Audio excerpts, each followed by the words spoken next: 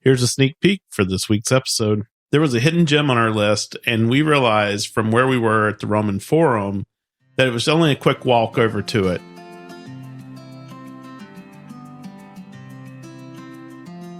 I'm Scott. And I'm Melissa. And we are the Sunshine Travelers. Our passion is travel and sharing our experiences with those who enjoy it as much as we do, or those who want to learn more about travel, or even those who just want to live vicariously through our travel stories. No matter where you fall along that journey, get ready to hear about our first-hand experiences as we visit some of the most interesting and amazing places on Earth. In this week's episode, we're going to share a 2-day itinerary for visiting Rome, Italy. Rome is a popular destination for people who are traveling to and from Italy when embarking or disembarking from a Mediterranean cruise. It's a city full of history, culture, and food. We'll share things that we loved and make some recommendations on things that we might have done differently. So grab your passport and let's get started to Rome, Italy. When we are planning a trip like this one to Rome, we love using Viator to find and book all of our experiences at our destination. Our favorite way to book local experiences is through Viator. You can save up to 50% off on popular tours and experiences. You can do more with Viator. One site, 300,000 plus travel experiences you'll remember. We like using Viator because of the free cancellation policy. Plans may change, so you can receive a full refund if you cancel at least 24 hours in advance on most experiences. Book your spot now and pay later with their Reserve Now, Pay Later feature. And of course, before booking, we always read the trusted reviews. Viator has 4.3 stars from 140,000 plus Trustpilot reviews. Go to sunshinetravelers.com/Viator to explore and book your next local experience. Rome is such an amazing city. It's easy to get lost in all of the hustle and bustle, and without the proper planning, it can actually be overwhelming. It certainly can. I mean, it is very large, as we discovered. And so we're going to share a very doable 2-day itinerary that covers most of the sought-after locations. And then we want to share a few things that we would have done differently. So this is something that you can do on a longer trip through Italy, which is very doable by train. And so this could be at the beginning of your trip or the end of your trip or in the middle, like if you're going to visit the northern region and then, take a train south. Or it can be beginning or end, like Scott mentioned, of a Mediterranean cruise, which is actually how we did it. Ours actually left from Rome and came back to Rome. So we had basically one quick evening and then we did 2 days after. So either way, that's why we're kind of saying 2 days. So for more places that we think you should visit in Italy, we recommend episode 27 after you finish listening to this one on 7 places you should visit in Italy, or the episode right before this one specifically on the Amalfi Coast and Pompeii. So let's go ahead and talk about the itinerary that we would use if you're going to try to plan 2 days in Rome. And, let's just, for ease of sake, let's say you're going to have 2 full days. So you're going to get in on an evening. You'll get something to eat. You'll go to your hotel. You'll go to sleep, whatever. And so this is starting with that first full day. For us, day 1 was after we had gotten off the cruise ship. And so we took the train in and we had 2 full days after that in Rome. Yes. So we got off the cruise ship. And so if you've ever been on a cruise, you know that they basically kick you off at the crack of dawn. Just kidding. But I really think, looking back, I think we were off the ship by 8 a.m. So that really did give us that full day in Rome. We took the train back to Rome and got there about 9:30, went back to the hotel, dropped our stuff. And so I think by 10:45-ish, we were at the Spanish Steps. So the Trevi Fountain, Spanish Steps right there together. So we were at the Spanish Steps. And then, of course, you want to visit the Trevi Fountain. Now, it's going to be busy if you aren't there super early. Even if you go late, it's going to be busy. But I think if you have to go super, super early for it not to be busy. But there is a wives' tale, if you haven't heard this, about throwing a coin into the fountain so that you can return to Rome. Let me jump in and I'll tell a little bit about this wives' tale. And this is how it's supposed to work. And so we had read about this before going there. And so we knew what to do. So you're supposed to face away from the water and you use your right hand to throw the coins over your left shoulder. Now, I say coins because there are different meanings. If you want to just return to Rome, throw one coin over your shoulder. toss 2 coins for your return and to meet a new romance. And if you toss 3 coins, you'll have your return, your love, and a marriage. So you might not want to throw 3 coins if you're already married. That might not be a good idea, but that's kind of the tradition behind those coins. It may have originated, and I've read a little bit about this, from the ancient Romans who would throw coins into water to ask the gods of water to help ensure a safe journey home. So they were throwing the coins into water, not necessarily the Trevi Fountain. They were throwing it into water, asking the water gods to help them with their safe journeys. And at this time, a lot of people would have journeyed by water, by ship or boat or whatever. So this makes sense. Scott, how many coins did you throw in? I don't remember. I was wondering if you threw in, did you throw in 2, a new romance without the marriage part? Oh, maybe. Who knows? So I will say, so we are giving you this as like a 2-day itinerary to see everything in just 2 days. But we actually flew into Rome before the cruise and had just the evening and then left out on the cruise the next day. We came in the day before just to ensure that we would, get there in time to get to the port. So we made sure to throw our coins in because we were supposed to return to Rome, 11 days later. And so we needed that to ensure our safety. Yeah. And I also just recently saw a reel where they went in and they drained all the water out of the fountain. And then they used this big vacuum cleaner to suck up all the coins. Oh, cool. And so they just recently went in and sucked all those coins out. And what was the value? Did they say? I don't remember it saying what the value was, but I just happened to think that's a lot of money that goes into there. Yeah, that is a lot of money. And it's also got to be a pain because whoever's having to do something with it, you got to imagine it's coins from all over the world. That's true. Instead of just, that's right. Yeah. Oh, and then one last thing on the Trevi Fountain. I also saw another reel where there's a bar or something that you can go up into and you look out over the fountain. And they say it's a much better view than being down with the crowds of people and trying to view it from that direction. I think there's a bar and then I think there's also a shop. And I actually just saw that again the other day. So I will look in the meantime. We'll try to put that in the show notes and see where it is because it's right there close by. So, and look and see if we can give you some of those locations in case you can't make that like super early morning. Yeah. One of the first places we went after leaving the fountain was to the Pantheon. Now, we went there when it was free, but now you're going to need to buy tickets ahead of time before going. Yeah, I don't think it's very expensive. I think it's just a little bit, but just to make sure that you get to go in. I mean, it doesn't take you very long or anything like that. But if that's, on your list, that is one of the top sites, right, to see. Yeah. Well, I would say for anyone who's listening and, all these different names in Rome and stuff like that, and maybe don't know what all these different things are, the Pantheon was originally built as a temple dedicated to the pagan gods of Rome, and it means honor all gods. Oh, that's interesting. So kind of the way that we would recommend, or the way that we set up our day was then in the afternoon, we were going to do the Colosseum and Roman Forum tour. So that was kind of like while we were, kind of like hitting some of these other sites and then going on the way. So we also passed by the Victor Emmanuel II monument on our way to the Colosseum. Now, we didn't go in it or anything like that. It contains some museums and different exhibits. But I also recently posted a post about some of these tips when going to Rome on Instagram. And I got a tip from a follower and they said to go inside. And then I think you have to pay to go up in the elevator from what I understood to the bar upstairs. And so they have food and the bar, but I saw pictures of it and it has a great view of the Colosseum and the Roman Forum. So if you're not planning on going there or you just need something and, a great place to take pictures. And then, like I mentioned, there's also a museum, works of art. So the monument is actually a celebration of the unification of Italy. And it is a large site and very beautiful.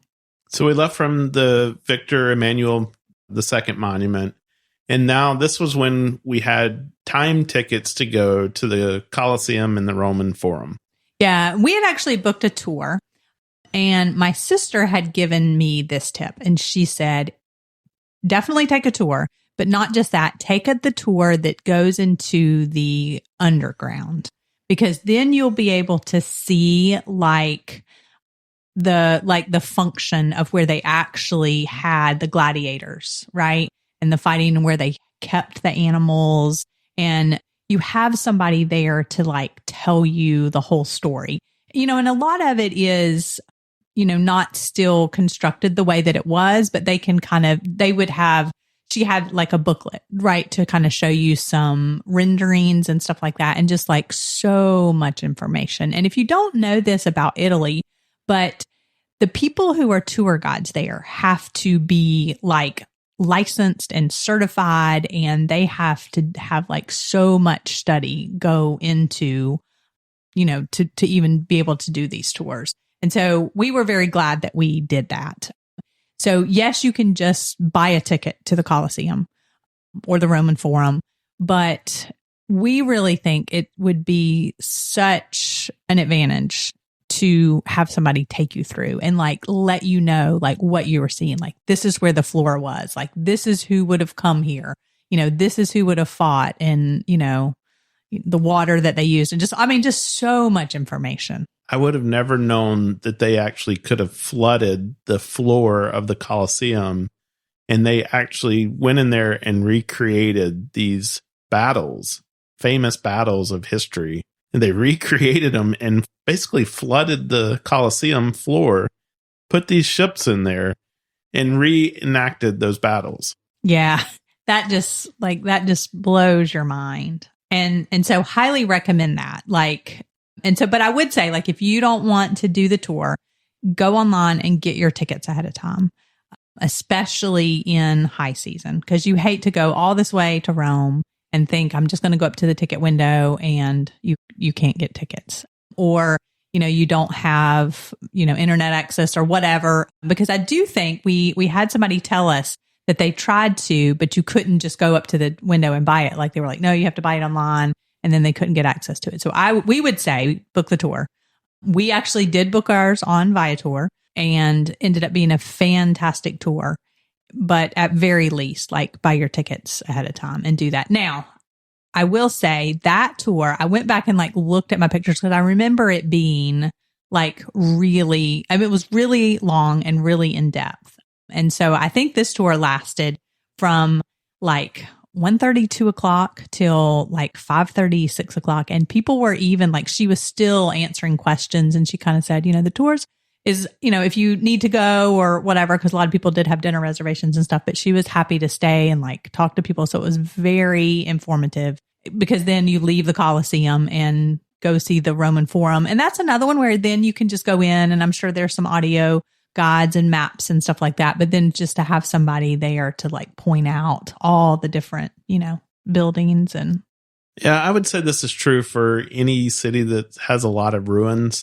Sometimes you go in and you just look at these things, and they're ruins, right? It's half a wall, or half of something, or a quarter of something, and you can't really envision that in your mind without someone painting that picture of how this was used and what it would have looked like and stuff like that. So I would say any city that you're going to that has a lot of ruins, it's a great investment of your time to have a guided tour. Yeah, definitely, for sure. There was a hidden gem on our list, and we realized from where we were at the Roman Forum that it was only a quick walk over to it. Now, this was late afternoon, and so the light would be good, and hopefully it wasn't going to be very hot by the time that we got there. And we were hoping that it wouldn't be a long. So even though it's a hidden gem, we were hoping that we wouldn't have to wait very long too. So let me give you a tip before we tell you where it is and what it is. A tip that we have is to save different places that you want to visit on an Apple Maps, or I'd still use Google Maps to save those. So whether it's something like this, or a restaurant that you've heard of, or whatever. So then that way, from where you are, you can kind of see, oh, that's close to us. It's a good time to go do that. Let's go ahead and do that. So we realized that we could actually walk over there. But that's also great to if you have several restaurants saved and it's time to eat. And I think we've mentioned this probably several times before, but then you can kind of look and say, okay, here's where we are. I've kind of vetted some of these things.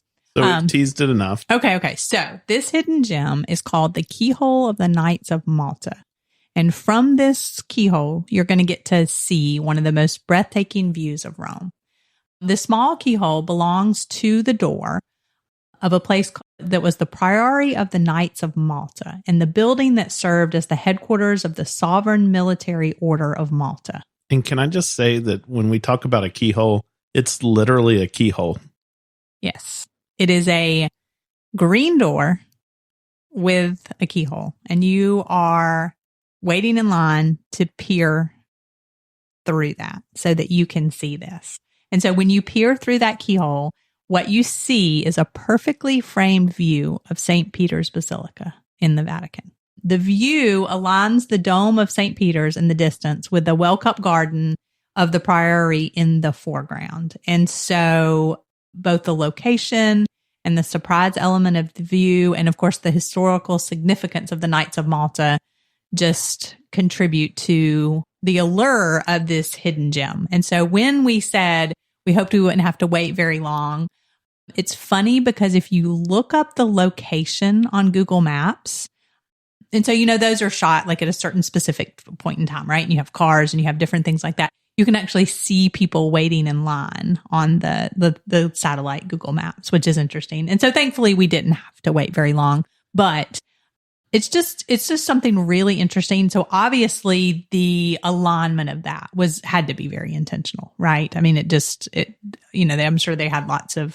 meaning and stuff behind it, of which I don't know. So that might be something you might be interested in researching, like why they did that. Just a really neat place to visit. I think Scott was like, why are we doing this? Like, what are we going to do? Or is it possibly just a coincidence that if you look through this keyhole, you see the Vatican and that it lines up that way, that nobody really planned it? It could be. But I have a feeling, just because in that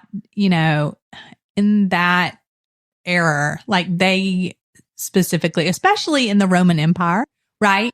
It was, what is it, like the Arc de Triomphe, and I'm trying to remember, what was the other one that we went to go see?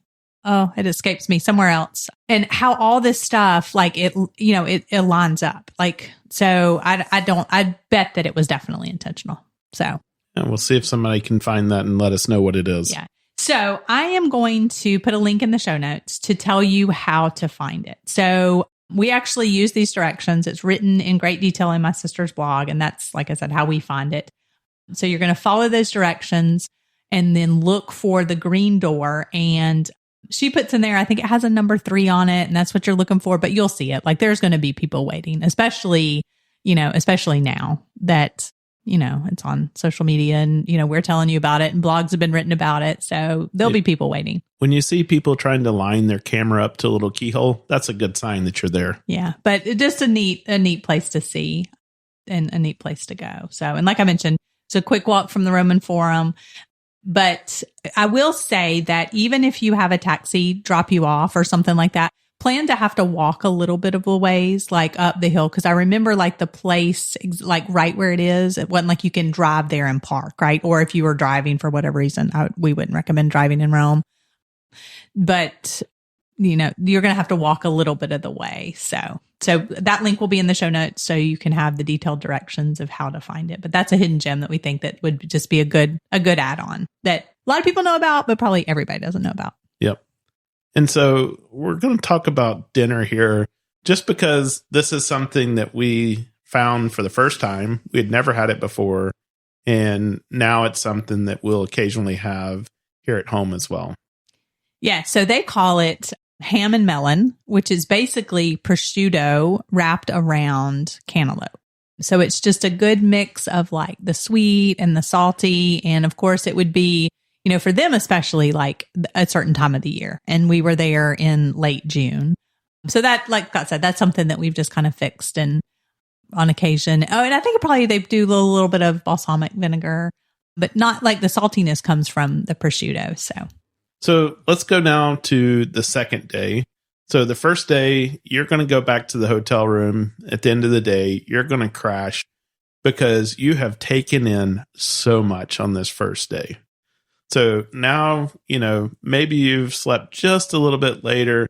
You've gotten up, you're getting your you got a cup of coffee, but don't sleep too late because we've got an early tour that we think that you're going to want to do.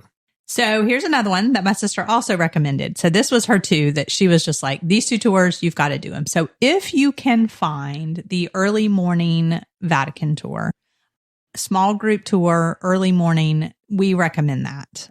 We were actually one of the first people to go into the Sistine Chapel for that day. So that means we had to get to the meeting spot early and go in and get, to that spot. But that was just really neat. And the way that the difference is she actually took us back there to see it a second time, like during our tour, and compared to it being, so, I mean, you're not the first people necessarily, unless your group happens to be the first people, but there's like maybe a dozen people in there. And then when you go back, like the room is going to be packed out, for example. So highly recommend that if you can do that. And then not to mention just having that small group tour. So even if you opt to not do the early morning, maybe do a small group tour, because the Vatican gets very, very busy. And so then that way, you just have a small group and you can hear what they're saying. And this is another one that, again, you could just buy tickets and do on your own without a tour. But if you really want to understand what you're seeing, and they point out, obviously not everything because there's just so many things, but the things that are very significant. And so we would recommend that. And we're not Catholic, so we don't know a lot of the significance of some of the things that we're seeing. Yeah. And she would even point out, like at one point in time, I guess there's like this little tram thing that the Pope and then, the people very, close to him use as like transport from one place to the other. She pointed out, oh, look, over there. And it's probably not even something you hadn't noticed when she kind of saw it, moving or whatever. So just little things like that we felt were very highly beneficial. Let's back up just a minute, because I think the process of getting into the Vatican is something worthy of talking about. I mean, this is like you're going into a new country. Well, it's like going into another country because technically it is another country. So when you visit Vatican City, you actually get to check off another country on your list. And we actually didn't realize that at a time. I saw this, I think just recently, and I was like, hey, Scott, you can actually add a country number to your list because it actually is another country. But you're right. I had not thought about that, about the security and having to go through, all through the security and stuff. And like our names had to be on the list, and then they had to match the list to our passports and all of these things. Yeah.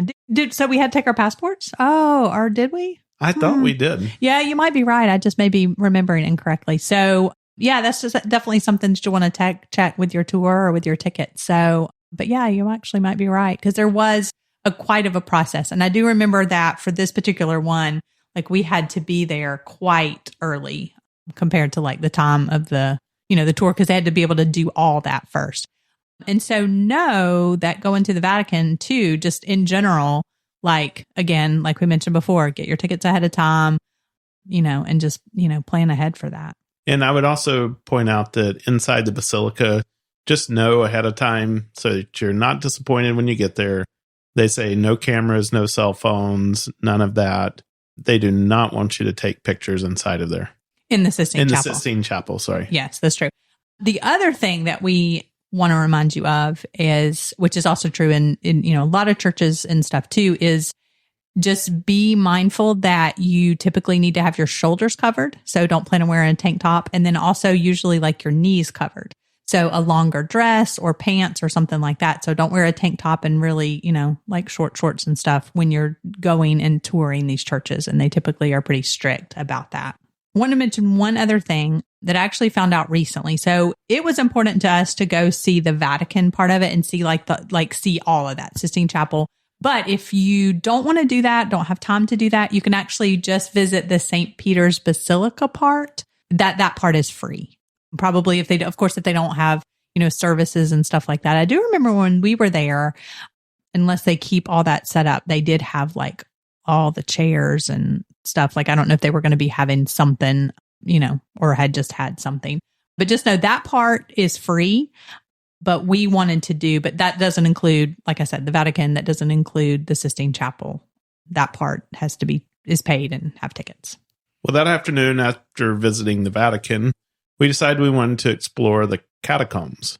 And so, the catacombs were primarily used as burial places during a time when Christians were persecuted by the Roman authorities. And so burial inside the city walls was forbidden. So all of these underground sites provided a safe and sacred space for the internment of the dead. And so they could carry out all of their burial rituals and stuff like that and do it kind of out of the eyes of the Roman authorities. So the most well-known of the catacombs are San Callisto Catacomb, San Sebastian. Well, I guess you actually say it. Catacomb San Callisto, Catacomb San Sebastian, and Catacomb Priscilla. So I think we got a taxi for this because it wasn't like convenient to public transportation. And so I think that we had actually planned to go to Catacomb Priscilla, and I'm not really sure why I picked that particular one, but just lost in translation. He actually took us to Catacomb San Callisto, which was fine because we were like, it wasn't like we had a preference. We hadn't bought tickets or anything like that over one. So the Catacomb San Callisto is actually the largest and most famous. And so that's probably why he took us there. This catacomb includes the crypt of the popes. And so several early popes were buried there as well. So thankfully we were able to get tickets, and luckily for us, they were about to start a tour in English. And so they were like, oh, do you want to join this tour? And I think it was included in the ticket price. And I don't think it was very expensive to do this either. And so we just joined that tour just on the spot. But I will say, I was looking back as we were kind of like writing out some stuff and preparing for this episode, is I don't think they let you take pictures in the catacombs. And Scott kind of said, yes, I agree with that because I don't have any pictures, any videos or anything like that, which I guess makes sense because that wouldn't be very sacred. Yeah, that wouldn't be very sacred. And then you just but it was a very interesting place to visit, right? Because this is when a lot of, Christians were martyred, and again, this tour guide was very knowledgeable, and for him to, walk us through and tell us the stories and stuff like that. So it ended up being very good. And so I would say that probably is very helpful to kind of see if you plan on going to one of these, like when do they, offer the tours as well. So we left from the catacombs and we took a stroll along the Appian Way. And, this is famously referred to as the Queen of Roads because of its importance and role that it played in connecting and consolidating the vast Roman Empire. The Appian Way was originally constructed for military purposes. So, providing a direct route of movement for troops and supplies. And today it offers visitors a chance to walk along the ancient stones, and it's the same ancient stones, and explore the historical and archaeological treasures along its path. And so one of the things I wanted to call out here was that during his preaching journeys, the Apostle Paul often used several of the famous Roman roads that you'll hear about. And on the way to Rome as a prisoner, he actually traveled along the Appian Way. And this is mentioned in the book of Acts, chapter 28, 14 through 16 of the Bible. And so it's really neat to walk along that same stretch of path as, this is something dating back, to the very first century. And so, you can't not do that. I think when you're in Rome, this is a place where you've got to go and see this and touch it. Yeah. So this might not be something that's on top of everybody's list, but it was on top of my list. And so it worked out great that where he had actually dropped us at those catacombs. So it wasn't like it was like, oh, it's right here. And so then we could just take our time. And then the second thing about that is that then that evening, so I think we finished at the catacombs like at 5:30ish or so. And we just spent a couple of hours just kind of walking. There are different archaeological sites that you can just stop in. There were some gates, that were open, and you could just kind of walk in, and they had little plaques and different things like that. We saw people on horses. We saw, you'd have a moped going by you. But yeah, just the stone. So again, you're going to want to wear sturdy and comfortable shoes. But that was just neat to just kind of stroll that and not really be in any hurry to do anything. But we do have a funny story about that. So we had, I did kind of, go ahead. I think we did tell this story in our long European trip. Yeah, I think we did, but just in case you haven't heard that one, because it's one of those situations that was like, okay, how are we going to get ourselves out of this situation? So I kind of had kept an eye on like Google Maps, like where we were and then maybe how far we could go, because we are literally heading into like, I don't know, how would you describe it? Like it felt like further and further away from like where a lot of people were and where civilization was, right? And it looked like, and there were people on bikes and different things like that, but it looked like, okay, we can go this far and then that's going to connect to a road and then we can make our way back, right? With a taxi or something like that. We actually ended up using taxis more in Rome, I think, than we thought that we would. Sometimes even when we tried to use the train, it was like this station was closed for construction, or they may even have a strike then. There was some reason that we ended up. So it was just like, okay, we'll kind of go and then we'll cut over. Well, we got to the place where we were going to cut over and there was a gate. And by this time it was like, okay, our choices are we can walk all the way back. But here we're talking about, I think we had wandered for like 2 hours, right? And just kind of walked like 2 hours. And now at a leisurely pace, so we could have walked back a bit faster, but we were kind of far away from anything and anybody. Well, there was this gate and they had and so we knew we could see from the gate that if we could get through it, we could kind of get to, there was a road and that's where we needed to be. But just on the Google Maps, you couldn't tell that gate was there. And so I ended up like. And by the way, this gate was locked. Oh yeah, the gate's locked. Yes. But it was like where they had the buttons that you could push and it would call somebody, right? So I was just like, well, let's just try this. And then if all else fails, yeah, we can walk back and, just figure this out. So we just tried it. And so finally, I think one of the ones that we pushed, somebody answered. And I think when we didn't realize, when they realized they were speaking in Italian. And so I think we ended up pulling up Google Translate real quick and tried to explain to them, hey, can you let us through the gate? I don't even remember what we said. But anyway, I think we told them the long story about how we had wandered around and we found ourselves behind this gate and now we're trying to get out to the road. Yeah. And somehow they figured out what we were talking about. And how when there's a gate and then somebody, pushes it to release it, it's kind of like, getting into a building or an apartment or something like that. Same concept. And you could hear the gate, bzzz, and it unlocked and opened and we're saying, grazie, grazie, grazie, and then running fast before it locked again. So anyway, just an interesting experience and story that I guess we will not forget. Yep.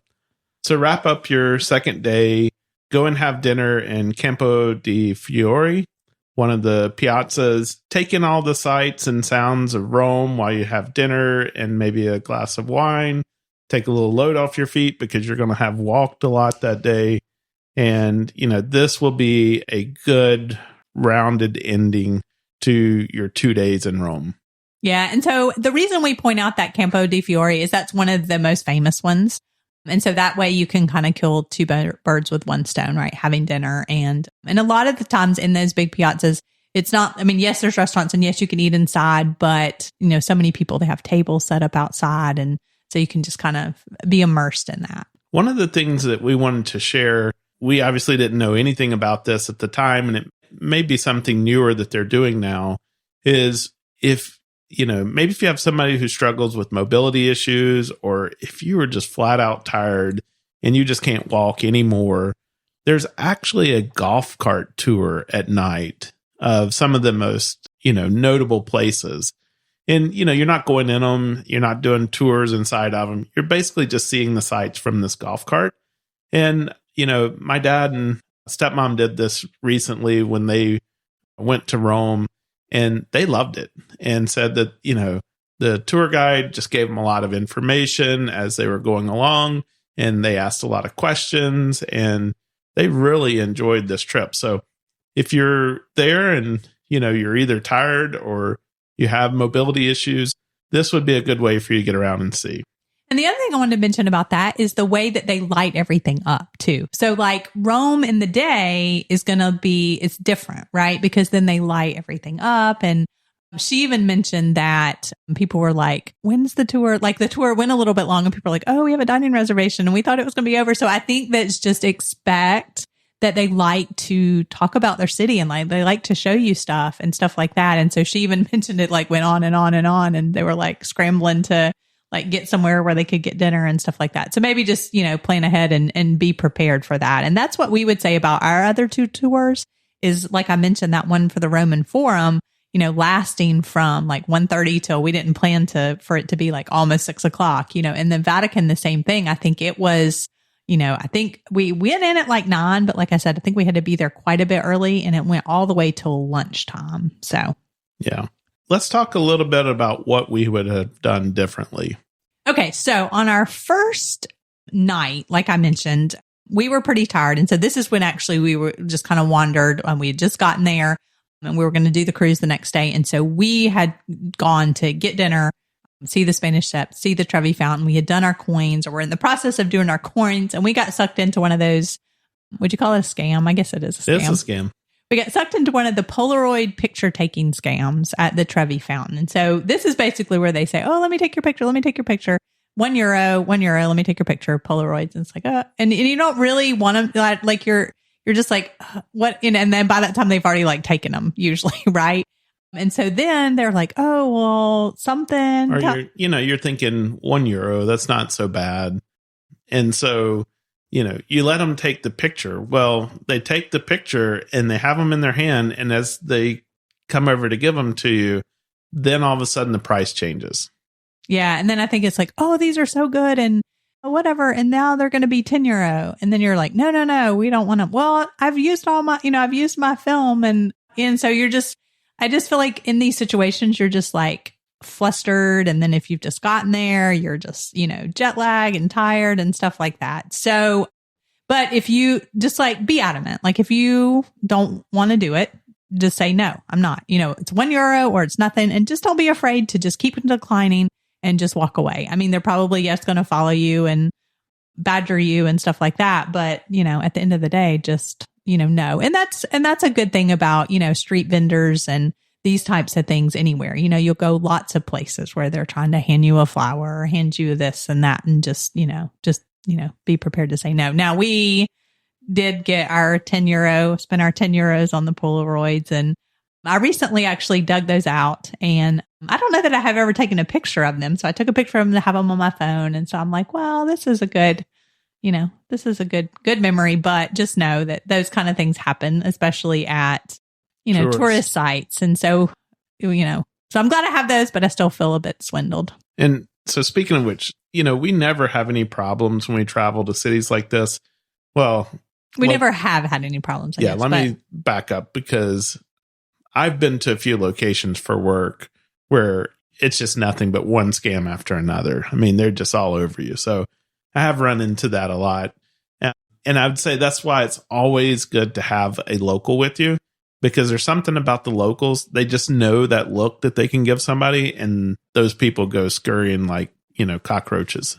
Yeah. So that probably depends. I mean, that would be difficult to do in Rome. I mean, to have somebody with you all the time, but some places that you might want to do that. But we just want to make you aware of that, not to scare you or anything like that, because it's not anything we're like to be, scared of, but just to say, it's okay to say, no, I don't want this Polaroid. I realize that you have taken it, but just no, and just walk away. And that's, they just be aware. They get no's like way more than they get yeses. So I'll say there's 3 recommendations we have here. One is to wear a small crossbody that you can keep close to you, that zips up, that you can keep all of your important documents, stuff like that.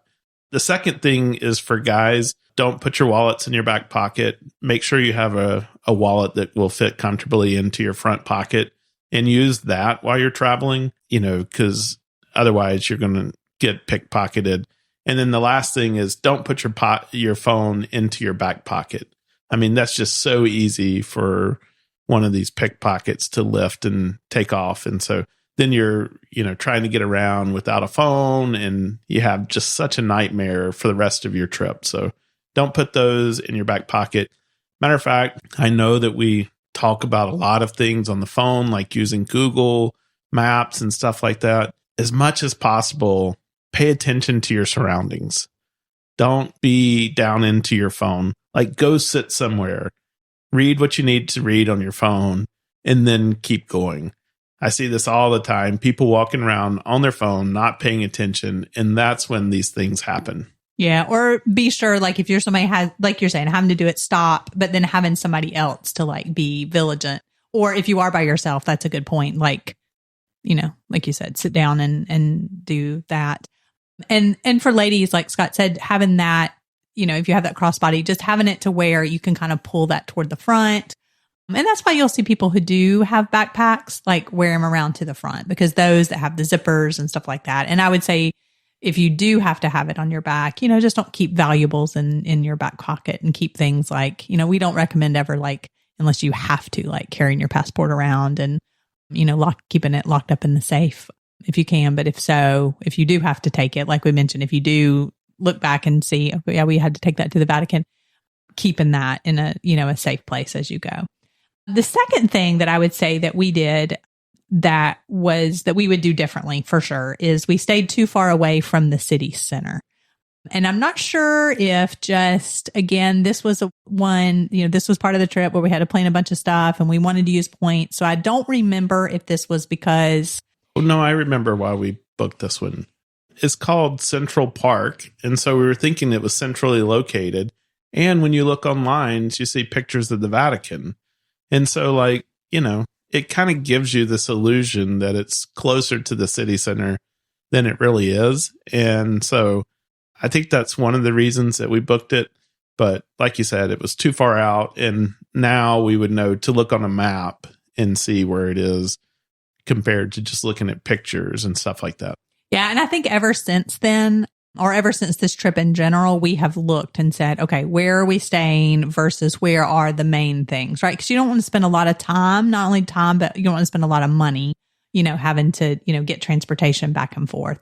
So it did have an excellent view of the Vatican, like Scott mentioned, St. Peter's Basilica and specifically, but from our window, but we had to go quite a bit of the ways to get in that. So yeah. So that's one thing, is just paying attention to. And then the second thing is, if you do happen to be driving, so let's say you're doing like a road trip of Italy, also looking at the parking situation and like what's it's going to cost to, you know, park your car, because I wouldn't recommend like driving around Rome. Wouldn't you say? Probably no. To get to these sites, like that would just be a pain to be finding parking. So just kind of finding that out.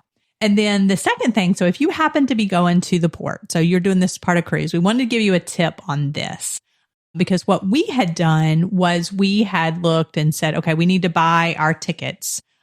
Well, let me back up. So just so you'll know. So the airport is about an hour maybe from Rome. And then the port is about an hour. But if you were going straight from the airport by train, for example, to the port, it would take you like an hour and a half. Okay. So we were staying in Rome. And so that's probably like, if you have time on the ends, like you're not going to want to stay at the port because that's far from the city, and you're not going to want to stay near the airport because that's kind of, you know, far from the city. And so what we did was we bought those tickets ahead of time from Central Rome. And so we went from our hotel, we went to that train station, we waited for that train, and then here we head to the port. And as we're going to the port, we realized that, oh, we just passed a station that I think got off on, or that was like maybe got off on to get to that train station or something like that. So we backtracked is what she's trying to say. So we went there, waited for this train, whereas we could have just gotten off at that station and then just grabbed the train that was going to the port and saved probably like an hour or something like that. And so when we were coming back, we were like, okay, even though our ticket goes all the way to the Central Rome, whatever, we are just going to get off and then change trains and just be on our way to save this time. So just be aware that it may not be necessary to buy, just depending on where you're staying in Rome and you're going to the port before or after, it may not be necessary to go all the way to that central station. So just kind of, you know, do some research on Google Maps and plan that out. And so the other thing we would say is to plan ahead for tours and tickets in the summer. That's a very popular time to visit. And remember, Europeans take time off in the summer, especially August. But I think recently I've noticed that they do it in July as well. So I'd say July and August are very popular European travel times. So you want to go in and book some of these ahead of time. We've got on our website, there's a link for travel resources. And right there, you can find all of the links that you need for things like Viator, booking.com, all of those things to easily get there. And we even have some of them specific locations that are just links that all you have to do is click and you can go and book those right away. So, we would recommend that to you. The other thing that I mentioned is that Rome is a great city to do a hop on, hop off bus tour. So, you may not have enough time to do all of the sites that you really want to see. This is a great option. It doesn't allow you to see it necessarily up close and in person and go in them if you stay on the bus. But the great thing about a hop on, hop off is you can get off in the places that you want to. You can go and see and look around, and then you just catch that bus again later on, and it just does a circuit. And so hop on, hop off buses are a great option for Rome. We would highly recommend that. Even if you can't see things, like I said, up close and personal, you'll at least get to see them in passing. Yeah. And a lot of times you can buy it for one day, or you can buy it for like 2 days or multiple days. So just depending on what you need. So we will put links both to the hop on, hop off bus, so you can take a look at some options for those. And then also to the specific Viator experiences that we booked. They are linked on our experiences. So I'll put a link to that. Then our last big recommendation is that we would not recommend that you book more than one of these tours for a day. Meaning don't try to do the Vatican and the Colosseum in the same day. They're going to give you tons of information. And if you're like me and you have a daily word count, whether it be spoken words or words that you hear, you're going to quickly fill that up because it is a lot of information that they give you on these tours. Yeah. So we did mention, yes, we did the Vatican in the morning, and we ended up doing that catacomb tour, but that was kind of an impromptu thing, but like a planned, one of these major sites. Like, don't try to do those in the same day. Not to mention, I just don't know that you would actually be rushing, right? And it would just be like from, the whole day. So that would be a lot. So that would just be our recommendation. Yeah. I saw a meme or something the other day that talked about, I go from sitting on the couch to doing 35,000 steps a day when traveling to Europe. So, and that is a true story. And with all destinations, one of the things we asked Melissa is, what do we need to pack for a trip to Rome? So again, I wanted to mention that we were there in late June. So you might need to adjust this depending on the weather. If it's going to be quite a bit chillier, right, then you will need jackets or scarves or whatever, the layers that you're going to need. But regardless of the time of the year, wear comfortable walking shoes so that you can walk on the cobblestone and they're comfortable on your feet for a long period of time on tours. I had taken a pair of tennis shoes and a pair of Birkenstocks that are very comfortable to me, because I also don't recommend people wear like the same pair of shoes like 2 days in a row if you can swap them up, because then it just helps your feet not to be so super tired. So that is an absolute must. If you're there in the summer, outside tours, you can do shorts, lightweight shirts. You're going to want hat and sunglasses. I'd say for men, just remember that a lot of European men don't wear, the trucker style hats and things that are popular here in the US. So if you're wanting to blend in, you might not want to wear those types of hats there. But at the same time, having that shade from the sun would be a helpful thing. So maybe just say, screw it, I'm going to be out in the sun and I need a hat, and you wear what's comfortable for you. Yeah. And also can't wear hats in like the churches and stuff too. So just, being aware of that as well. And again, for the churches, have your shoulders covered, knees covered. So, bring something to put over it, if it is, super hot as well. And then a refillable water bottle. So the water in Rome is very drinkable, very clean, and they have lots of places for you to fill up for free. So bring that refillable water bottle. And then, like I mentioned, other than that, if it's going to be chillier weather, then, you're going to want to plan accordingly and have jackets and things like that. So we left from Rome the next morning. and we headed to Naples and the Amalfi Coast. So if that's on your agenda, listen to our last episode, the one before this, and we're going to tell you what we did right and what we did wrong when we visited there as well.